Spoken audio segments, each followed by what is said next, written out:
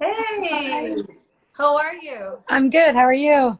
I'm good. I think it's really important. We mentioned we both have babies and we might get a lot of noise going on, or we might have to run and rush away from this for a little bit if needed. Yes, I'm trying to figure out like somewhere I could place my phone down, but it's not going, so I'm good. I'll hold it. Well, we don't have to go the full hour. We can go like 40 minutes, Oh, 45 minutes. We'll see. yeah, no So, problem. I so also have dogs, so they might bark and get really loud, but that's fine. that's I life. have dogs too. So, This how is are you? reality. How's how's adapting to a baby like? It's been good. It's been pretty busy, and I'm teaching, like right now, we have everything being done through Zoom. Yeah. So I'm teaching a lot of fitness classes all day, hence why I have no voice. I lose I lose my voice because I'm teaching fitness all day. So I'm like talking over myself and over music. And so I Yeah. sound like this every single night. Well, I coached synchro, so I know what it is to scream on top of music, on top of kids, on top of Yes. stuff, um, so I just before we start getting into topic, I wanted to say that I really admire everything you've been posting about your, I don't know, like everything you've gone through with Zoe, who I adore. Like she's so beautiful and so cute. Oh, But thank like you. it's so real. Like I remember one post and I was like, nobody believes me. Like I've been struggling and like doing and like going to the gym and doing this and that, and like the same freaking number every time I step with that. All the time. Why is that? I was like, I don't even know what I'm supposed to do. Like I'm doing so much and I'm eating a lot, but eating healthy.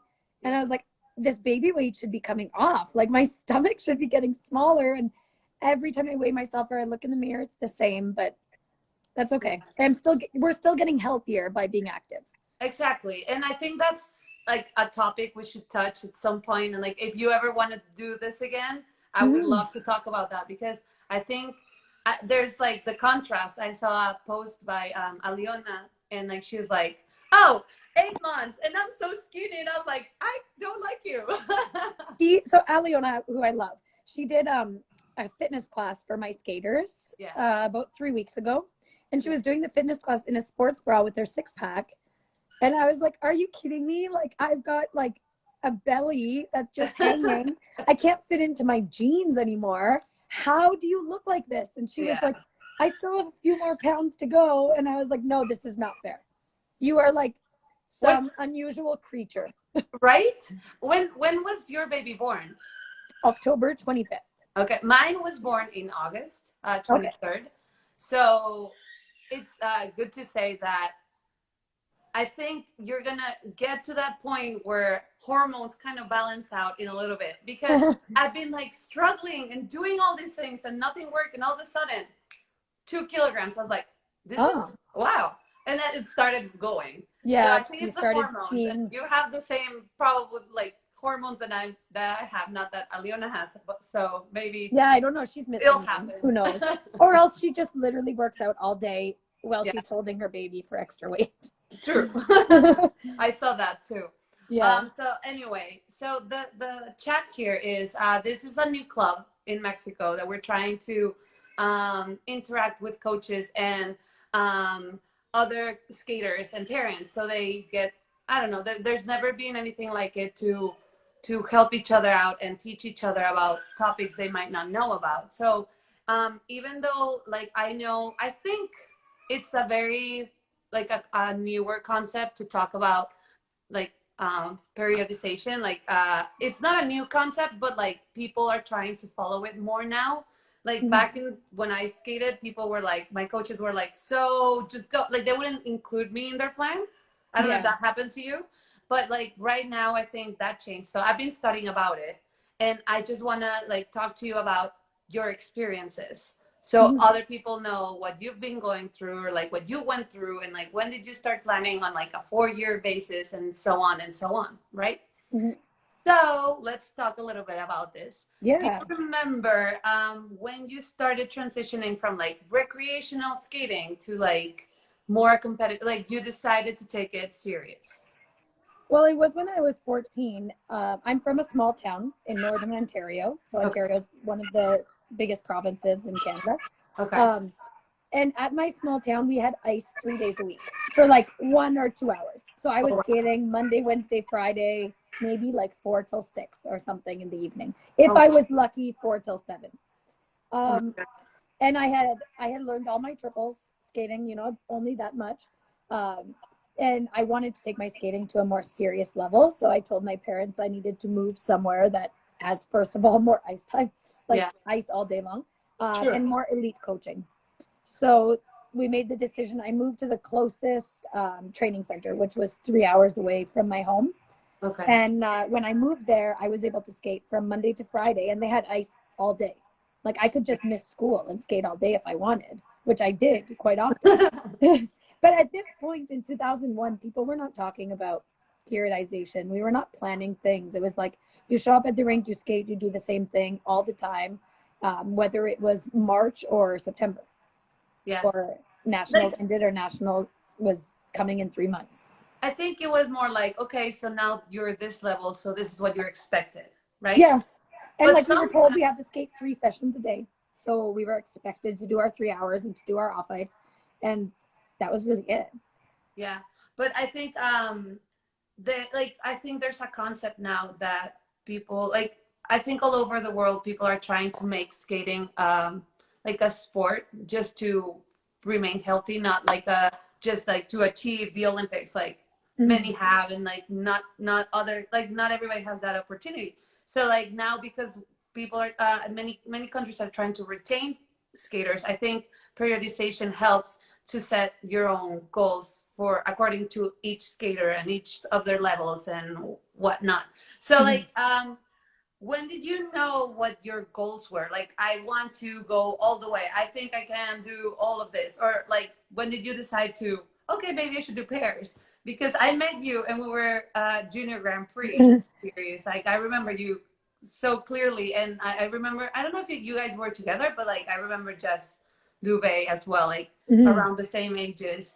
I think In the you're same right. years, we did junior Grand Prix, like Exactly. this, the same generation of skaters. Yeah. Um, I mean, of course, when I moved away from home, it was because I wanted to go to the Olympics and Worlds.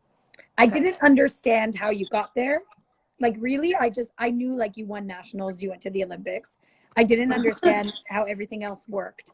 But I knew it's what I wanted to do. So when I moved away, that was my first step to get Okay. to the big leagues, the Worlds and the Olympics. And obviously I had to start with the junior Grand Prix and the junior nationals. Um, and I guess I can say like when I was about 18 or 19, it got Okay. more serious. So I competed internationally for many years as a single skater. I did quite well. I went to junior worlds. I won a junior Grand Prix. I went to the junior Grand Prix final. But I can say that when I was that age, I thought I was really serious. Like I thought like I'm working so hard and I'm really serious. But what I know now about elite athletes is I was not serious. I was Yeah. not working properly. But no one was Exactly. directing me to work better. Uh, so, and I was, you know, like when you're 14, 15, 16 years old, you don't want to listen to everybody and you want to do what your friends are doing. You want to be cool. So, of course, I thought I was working hard and I thought I was doing all the right things to get to the Olympics, but really I wasn't working smart. And I Okay. saw myself have a lot of injuries and I was not always in the shape that I should have been. Like, Okay. not that I was ever like really big, but I would be out of shape in the middle of the season sometimes just because I wasn't training properly. Well, talking about that, I remember going to a junior Grand Prix, and I think you were there. And I don't know if you guys were together, but I remember my dad saying like you were so in shape, and that Jess had the best back because she was like so like strong on her back. And I took it to heart. Like I just bought myself like I didn't have anybody that did this. Like Mexico had just started, this new group of skaters, and prior to us my coach went to junior worlds because you were like, you're ready, Mexico, send her and this guy and that's it. So like yes, she went to junior worlds, but that doesn't mean that she knew much, or like that the group of people knew a lot but not as much as you say. Like now I'm 18, I Yeah, understand that I was not trained.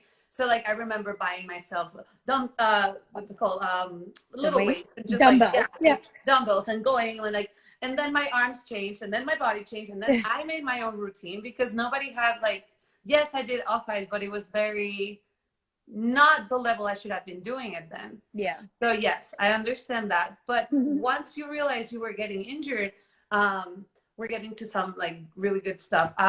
What changed? Like, what did you decide, or did your coach decided to change anything, or how anything happened, and how did you decide to change? You know what? It was like you said, how you were kind of teaching yourself this. Yeah. Like I educated myself. It's what I did. I educated myself and I found myself a team. So when I was 21, I moved to Montreal to skate pairs full time. So before I was doing pairs and singles. And when I moved to Montreal and I started skating pairs with a guy named Craig Bunton, and Craig had been to the Olympics. He had been national champion. So to me, I was like, I entered this situation where I was where I always wanted to be. I was going to like go to the world. I was sure of it, but I had to take care of myself so that I would be in shape and be healthy. So like this opportunity kind of opened my eyes, and my new coaches in Montreal, they didn't offer me much services. The national team also didn't offer me services. I educated myself and I taught myself. Like my coach was like, you need to be more flexible. You're not flexible. He used to tell me that every day. So I was like, okay, well, you're not giving me a resource. So I went out and I found a stretch coach from the Cirque du Soleil. Okay. And I found this class called Eccentrics, which is working like a sport ballet where you work on elongating your muscles. So I just, from what people told me, I went and found my own resources, and I developed an amazing team in Montreal that I worked with for 13 years. And they covered every base of my, like my training away from the rink.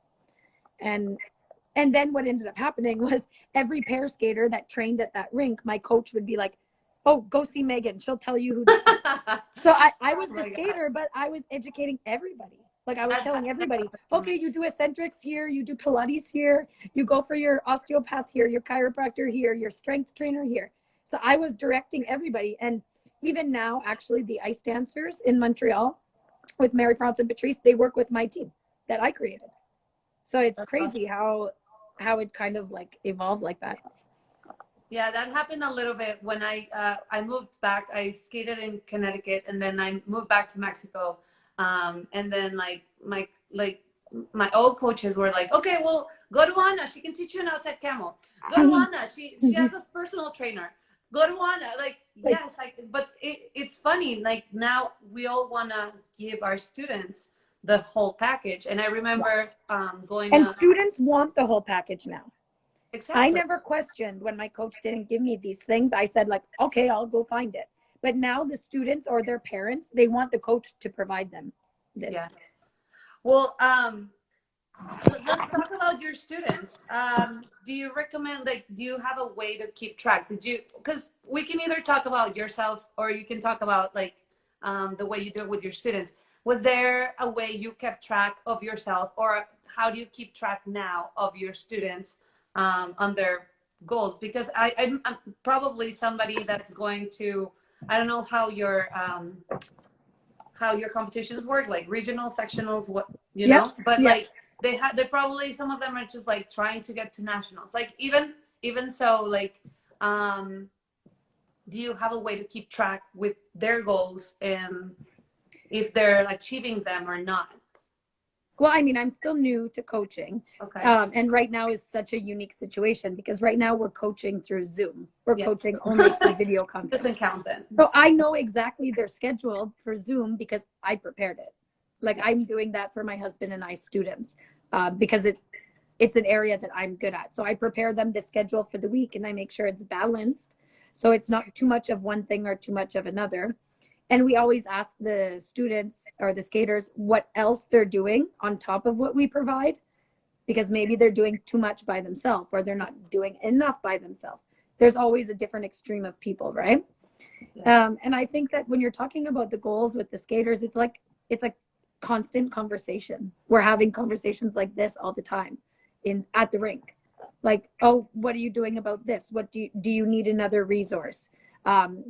What are your goals and what are you doing to get there? Like we're breaking it down and almost like going through that psychological thought with the skaters. I think that's like all right. So I'll If go I back to look what down, it's because I'm looking at my baby monitor. don't worry I'm about it. making I'm sure my looking down baby because I have like all is these still questions. breathing. No, she's fine. I mean, I have two, so Now she's it's gonna be sleeping fun. on her stomach, so I'm always worried because she gets her face right down, but she can move her head, so for sure she's fine. But it makes me wonder every time Yeah, that I see her like clunked face down. I don't like it. be fine. I Mhm. bet she's like I'm excited because your girl is gonna probably if my girl keep like wants to be a skater, they're gonna be on the same age group. So Yeah, and we'll be Aliona getting and together. everybody.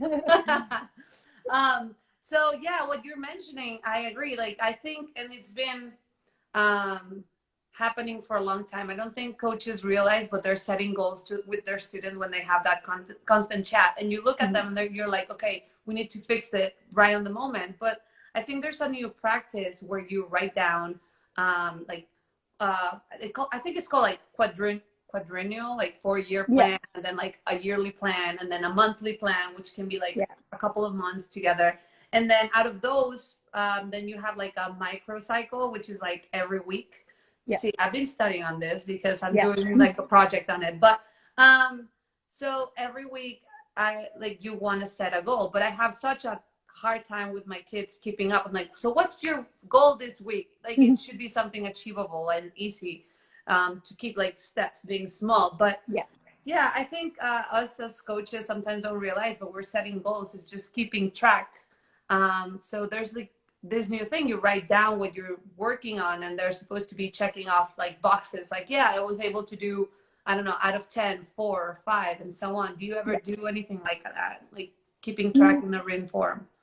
not so much to that extent. So what you're saying exactly with that chart, we used to have to do that for our national sport organization. Okay. And I have to say, I always struggled with that because I had to give them a plan. Like, say I'm a competitive athlete right now. I had to give them a plan of exactly what I'm going to do in August. But things change. Yeah. Like plans change, and then I would have to go back in the computer system and update this plan. So I was always like kind of frustrated about that. Okay. And I feel like I did exactly what, as an athlete, I did exactly what you're saying with the planning, but I did it in almost like an organic way where I just communicated with our coaches, and we had a set, like a very basic set plan, but the plan was always altered by how we felt on the day. I Okay. could never plan what we would do on a Friday of training because by the end of a training rink week, who knew how we were going to feel? Yeah. Sometimes on Friday, we felt energized so we could have a big day. Sometimes on Friday, like it just happened that week, we were really exhausted. So on Friday morning, we would change the plan. We would Um. change the load. We would do a different load. We would focus on different things than we originally planned. So Yeah. because it was so organic and in the moment, it was difficult to always have things planned in that way. So what I do for my skaters is that we provided them a book when our skaters started with us, and the book has like many information like the ISU's rules, the competition schedule, and an area for notes for the coach and for the skater where they can write notes on what they're working on, what their goal is for the week, Exactly. and what they're doing to achieve that goal every day, and what they did in every lesson. So when I went to the lesson, I didn't want to repeat what Bruno did in the lesson. It's I should do something different so that every base is covered. So I could just look in the book what Bruno did and be like, okay, this is what I'm going to do today. Okay. Well, that's very much what I was like wanted to touch. Like that's a lot of great planning information because sometimes you just have to get off of the plan. And go Yes, with there the was like flow an in a idea. way. You yeah. So what I because somebody's mentioning that planning is not new. I know it's not new. It's been going on forever. Yeah. But what I'm saying is that people have decided to focus more on planning for getting to achieve real results Yeah. faster. And yes, it was not accessible to everybody, but like I think especially to us here, like I think if my coach, as we mentioned before, didn't have the knowledge to plan that way and they didn't transmit it to me, then like I was in trouble because I didn't know there had to be, I don't know, like active Yeah. rest and preseason and off season Yes. and Yeah. whatnot. And So when you get to a certain level, that kind of becomes natural. yeah. So by the time I learned it, I was a mature athlete at an elite level. So it was normal for me to kind of like oversee that cycle because I'd kind of taught it to myself. And you know your body. As you get older, you know your body. You know what you're capable of. When I learned to throw quad sow, when I learned a triple sow, I could try like 50 triple sows a day. It didn't matter. I was 13 years old, 14 years old. But when I learned to throw quad and I was 28 years old, we were not allowed to try more than 3 a day. True. We were not. That was part of our plan. If I tried 2 on one session and on the next session I tried 1, it didn't matter if I failed on them. I was not allowed to try another one because it was not safe and it was not smart.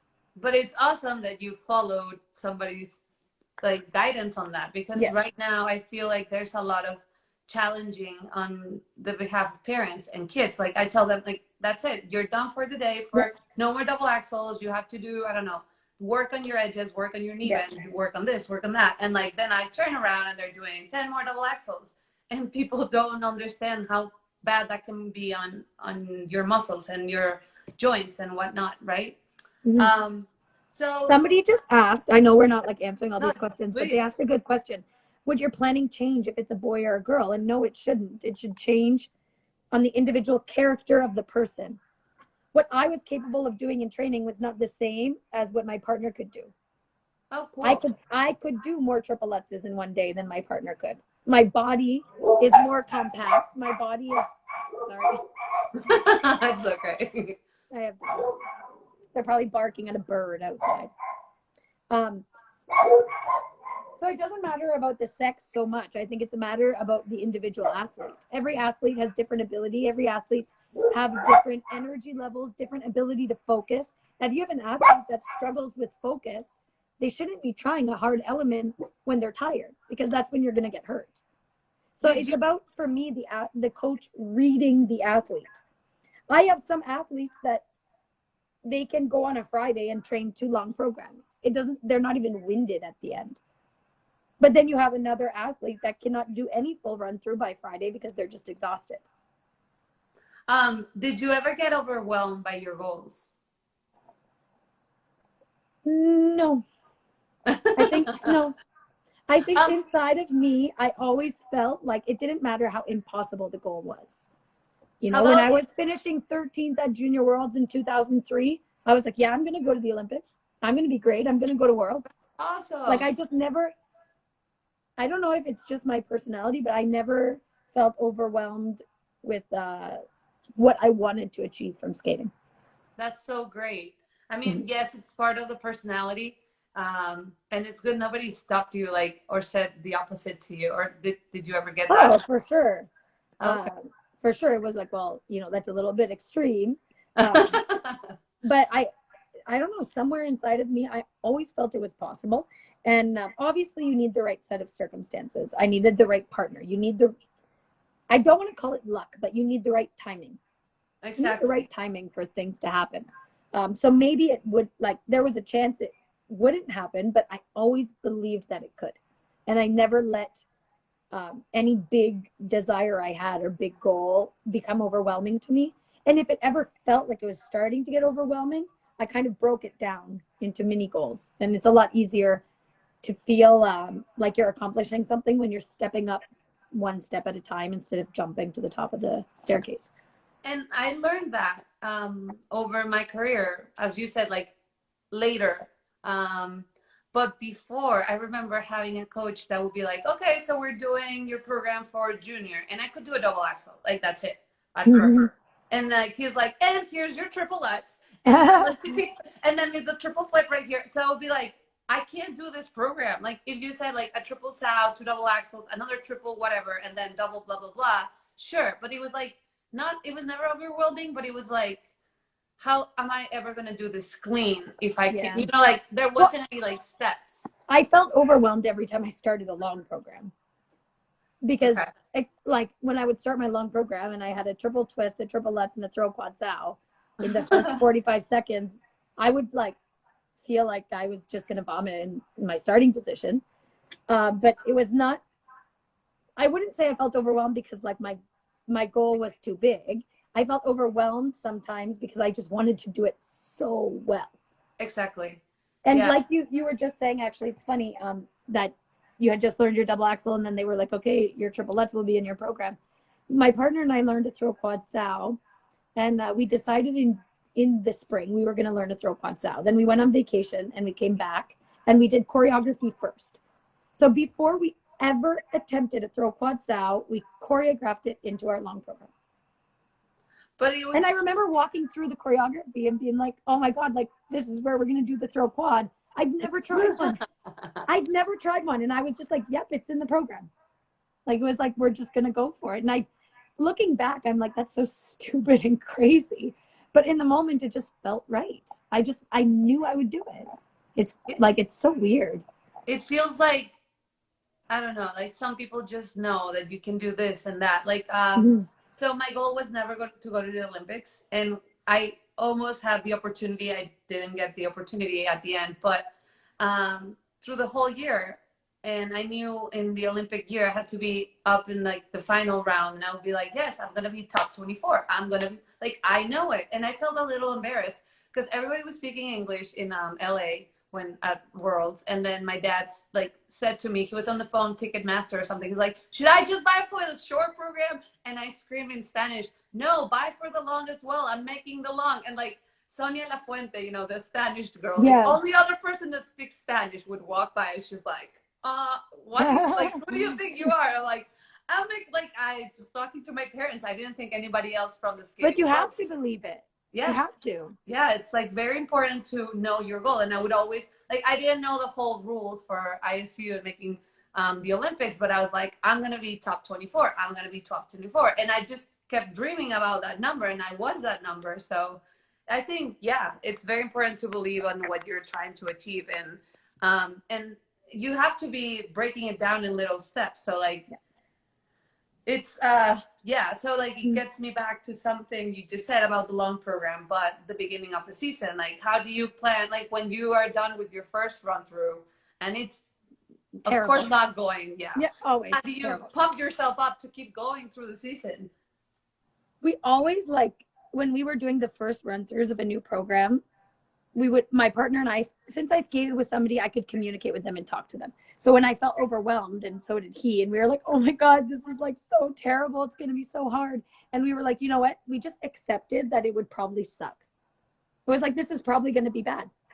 You have to, like, there was a point of just accepting it. And we were like, it was always easier once you accepted something. So we never put high expectation on ourselves. And I'll tell you, 50% of the time, it turned out great. Because we just accepted, like, you know what, this might not work. It would allow us to relax. It would take pressure off of us. And then oftentimes it would turn out well. I have a lot of students that are afraid of doing that first run through, right? Or to finish a run through, and then like it starts getting into the season and they're not really doing it. Yeah. And there was like a runner or something. I don't remember who it was. And I'm so bad at names. So I keep saying this kind of things and I don't remember the name of people, but this guy kept winning, and I kept asking him, like, why do you win? Like, how do you get that, like, feel to run that fast? And the guy would say, like, I just want to get it over with. So I would tell that was my partner's thing. Eric was always like, it's going to be finished in 4.5 minutes. It's just going to be over. And I would be like, we don't want to wish it away. We want to enjoy this moment. Yeah. But he would always be like, at least it's going to end in 4.5 minutes. I can't wait for it to end. Yeah, if you start now, it's gonna end sooner, you know. Yeah. Like I to me that was the same deal. Like if you start now, it's gonna be done with. So whenever I would be waiting for my music and it's not coming on, I'm like, come on, I want to be done now. Yeah, I agree with Eric on that. Oh my God. I always tell my skaters, actually, like this year was my first time coaching, like in the summer and getting people ready with their programs, and I told my one team, and I remembered this day, and I was going to press play and they were not going to their starting position. And I was like, come on guys, like go. And he was like, I'm really nervous. It's the first long program we do since nationals, which was like 5 months before. And I said, so it's probably going to suck. Who cares? You have to start somewhere. You have to start somewhere. And then when nationals came, like, so when the season ended for them, he told me, like, I always remember that first time I tried my long with you. You made me feel so good when you just said to me, Yes, it will suck, but you have to have a base.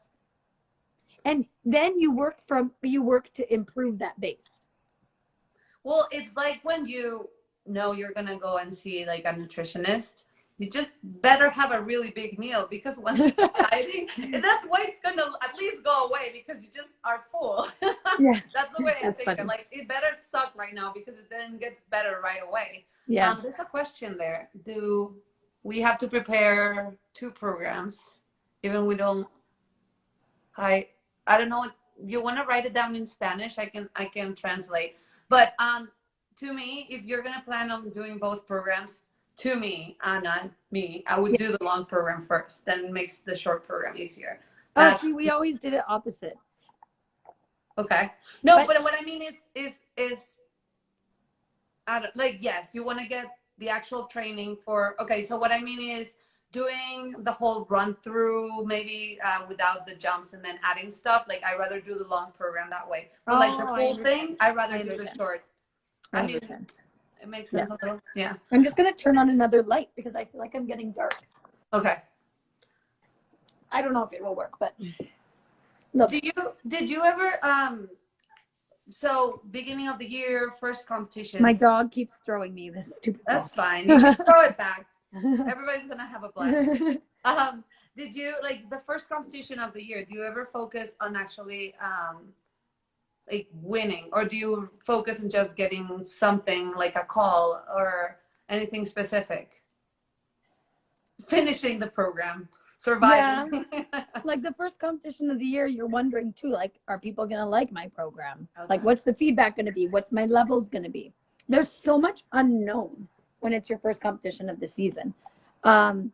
It depends what that competition was. Usually my partner and I competed in the summer at really like a random event, that like a local event that really had no importance to it. And it was just to get us ready. So our mental preparation for that, like for us, it was a small event. For some skaters, that was a big event. We would always keep our focus that, like, if it's great, that's going to be a positive thing. And if it sucks, nobody will have seen it because it's such a low level competition. Yeah. So we would have that joke, like, if it sucks, it doesn't matter. It's just this. But we always wanted to win. We always wanted to skate well. So we were remembering our score from the year before and wanting to get a better score. Okay. And sometimes in the season would start out really slow. Maybe the program wasn't comfortable, or maybe we started training a little bit too late in the summer. Like, there's so many things that kind of hampered the start of your season sometimes. Yeah. But it really depends on the competition. We never started the season with a big event. We always started it with something small and then worked our way up. Sometimes we would do 2 local competitions before going to a senior B. Okay. So that always helped us a lot. How would you describe, so say the season's over, and you are planning on competing the next one. So how would you describe the amount of time that goes by from there to your first little competition? Well, for us, so we always finish the season either at Worlds or the World Team Trophy. So like late March or middle of April. Okay. But we spent 8 years where we would go on tour until the end of May. So we would go on tour in Japan, then on tour across Canada. Okay. So when we were on tour, we were performing. So our main focus was improving our performance level. And like maybe trying in show numbers, like a new style that we might want to try in competition the next year. So it was kind of like going on tour was a fun way to prepare for the next season. And then we would have our training practice sessions where we would maybe try to learn something new, like the years that we tried to learn throw quad or new jumps or something like that. Tour would finish at the end of May, and we would usually choreograph one program right away. Because when we came back from tour, we were more creative because we're doing group numbers and show numbers. So we would feel like we had some creative energy. So we would always choreograph one number and then go on vacation for 3 weeks. Okay. Always vacation for 3 weeks in June. Then we would come back and spend 1 week doing choreography on our other program. And that would put us till the beginning of July. And then we would start training and we would compete in the middle of August. Okay. That's not bad. That's about right for a little competition. Yeah. And sometimes we would do both short and long. Don't worry about it. It's just that they wake up the baby. That's like, Moo, come here. Moo, so sometimes we would compete. Sorry, sometimes we would compete the short and long at the summer event. Mute, come here right now. He doesn't even know what he's barking at. He's too small to see out the window. So we would spend from the beginning of July until maybe the end of July adding stuff into a run through. So we would do the whole thing, just choreography, maybe for a few days. Then we would add like the easier elements. And then we would add the more difficult elements one by one. And about 3 weeks before our first competition, we would do the first full run. Okay. Always 3 weeks before the first competition of the year, we were starting the full run of the program. But we would piece it in. So we wouldn't do our choreography and then do a full program the next day. It was impossible to do that. Yeah. And sometimes we were learning something new. So even when we did the full long at the beginning of August with our throw quad, I couldn't land it. So it was like doing a long when you knew that there was going to be a mistake. How did that make you like feel like on confidence wise for the rest of the program? It would be like just get it over with and then focus on the rest. Yeah, it would almost like restart after the throw quad. Okay. It was like after that the program like starts again. But we trained that all the time with all the elements. We would always say like if we miss our side-by-side triple lutz, like forget about it, it's done. The program starts over after that. So it was no different with the quad. Yeah, that's a great tool, like mental tool, like saying, okay, stop. And I was saying to somebody in like one of these live chats that if it's really bad, just step off the ice, say the session's over, let's start over again, and then get on, even if it's in the middle of the session, and then you start over and your mind is clear. Or there's been so many times where I've been having like a terrible run through in training. Okay. And like I always had coaches and it was just like our mentality, like never to stop the run through unless somebody stopped the music. But so many times we were having a terrible run through and then at the halfway point, we'd have the second half of the program so great. So what it taught us was recovery. Okay. And, you know, I went to the Olympics and I made a mistake on the second element, a big mistake. And then 10 seconds later, I landed the throw quad. I would have never been able to do that if I didn't always train my program full, even with a mistake. That's the only way I could recover. Somebody asked how many programs do you used to train? Like that's an earlier question that I've been having. I would train one program a day. So Monday we would do the short because we would have the weekend off. So if we ever tried a long on Monday, it was just bad.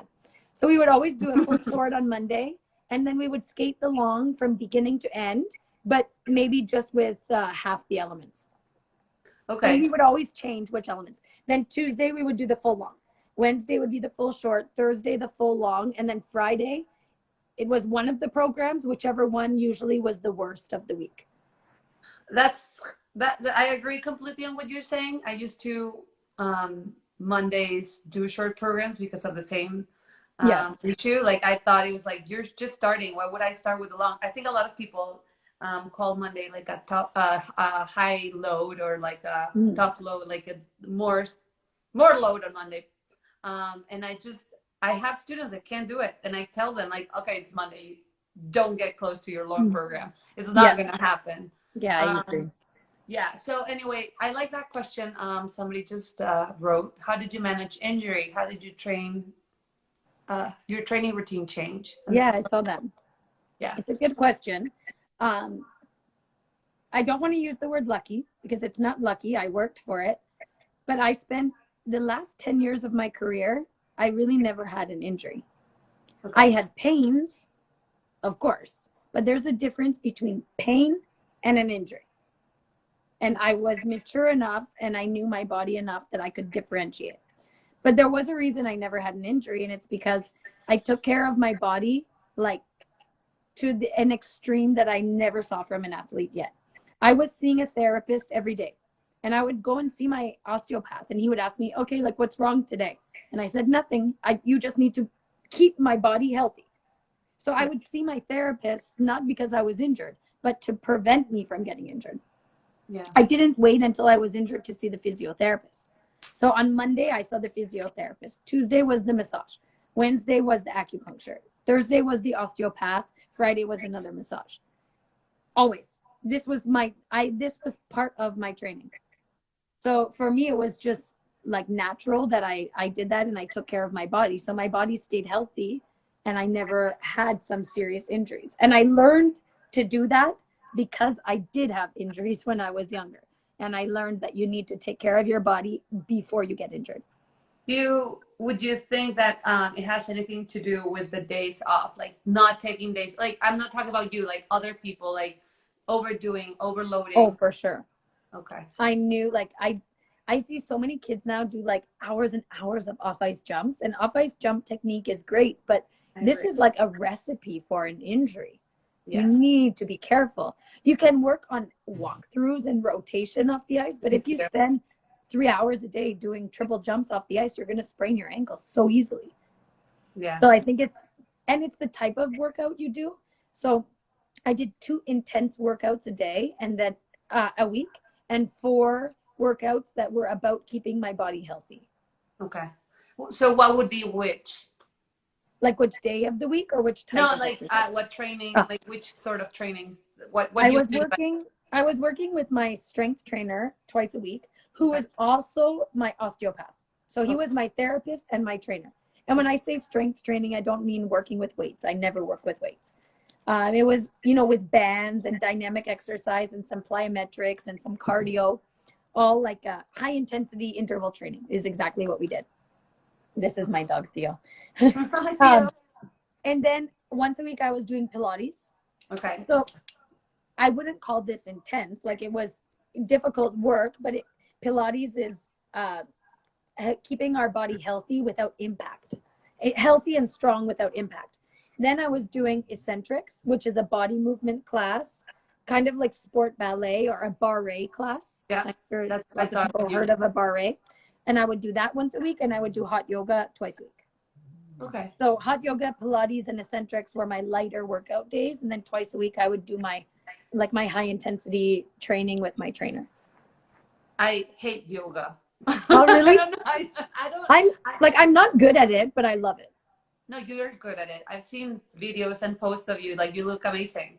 But I'm so not flexible, and I practice it so much, but it makes me feel so good.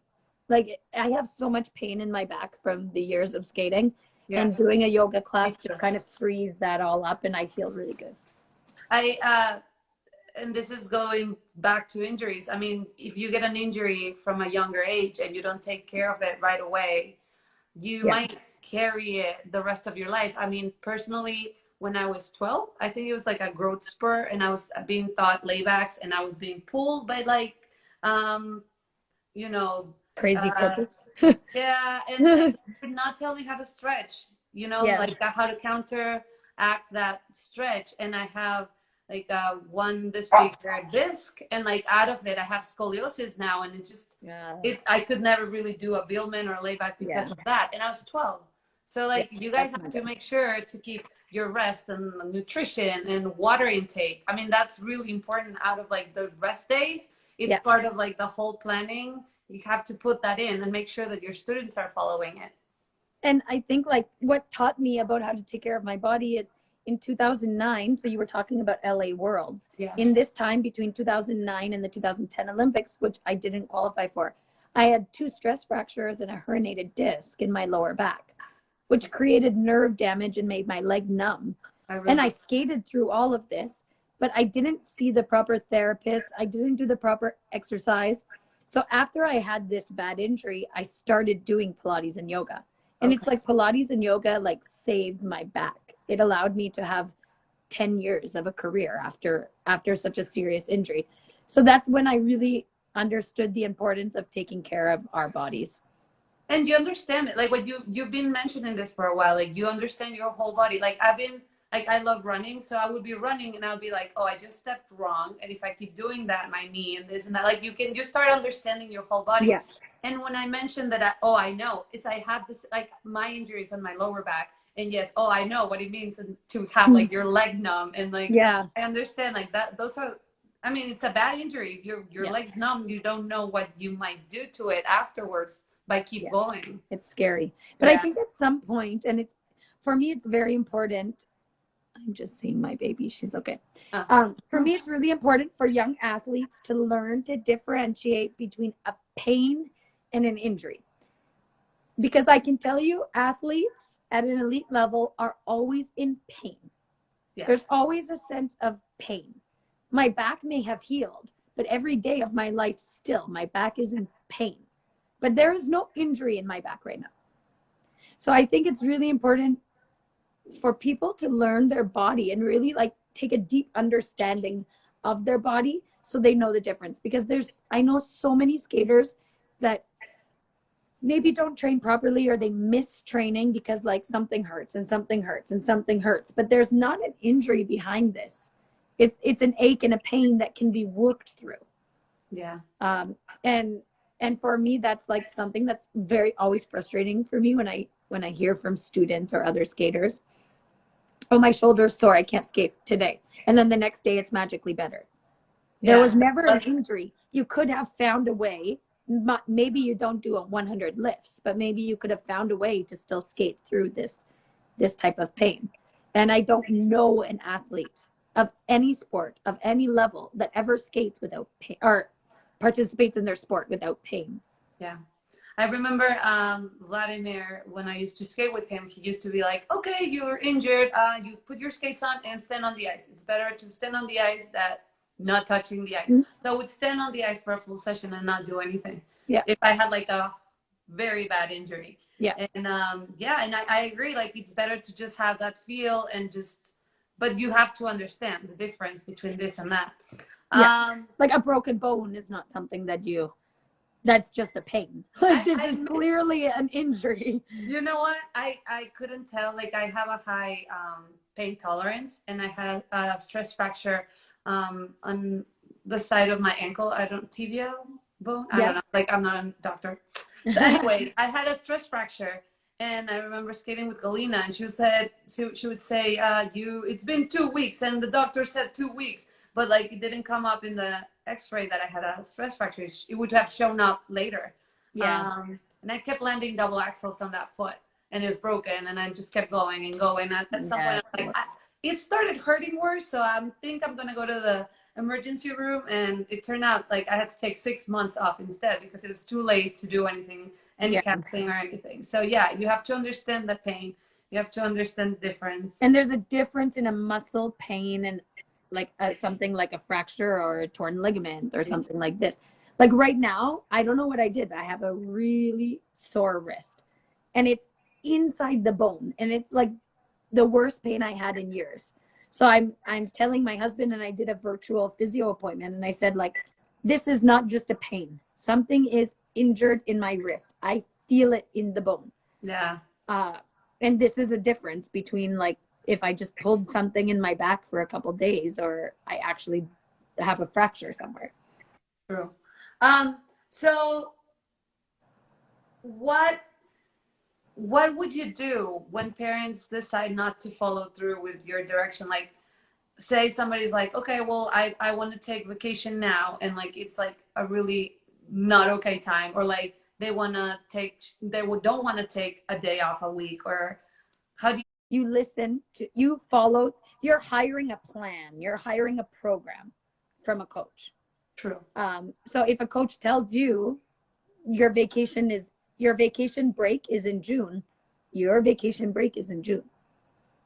It's not in March, it's not in December.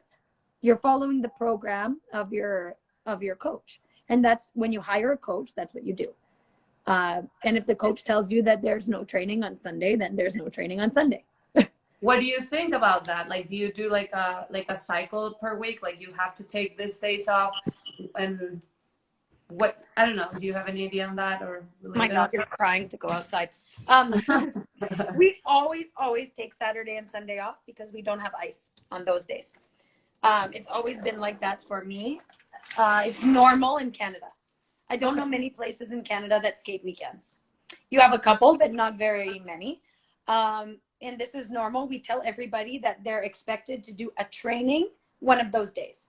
Maybe some yoga, maybe a run, maybe Pilates, some training on one of the days, and the other day is completely rest.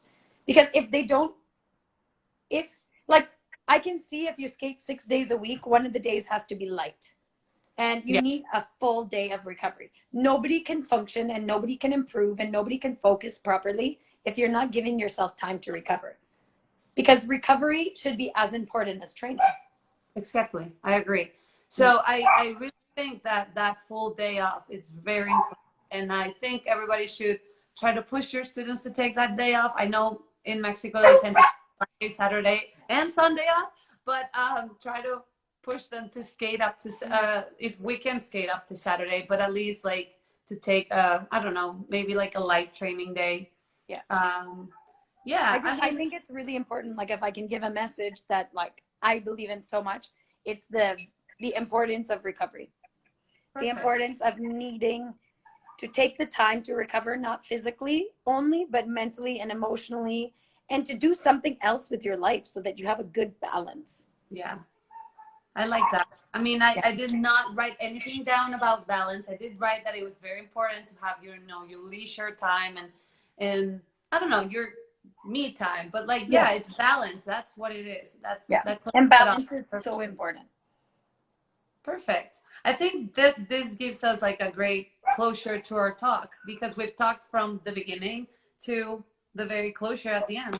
I really appreciate you talking to us. Yeah, that was fun. Sorry, my dogs are crazy. That's okay. I have a crazy too. And my daughter was screaming like my 3-year-old was just screaming at the beginning of our chat. So did she already go to sleep? It's 7:52 here. She goes to bed at 8 exactly. So so she's getting ready now. So thank you so much, and we'll keep in touch. And Zoe is so beautiful, and I can't wait for them to skate and be friends. Yes, I can't wait. Zoe's gonna have so many skating friends. It will be so fun. Oh, perfect. Well, thank you. And thanks everybody who joined us. Have a very good night. Guys. Have a good night. Bye. Bye.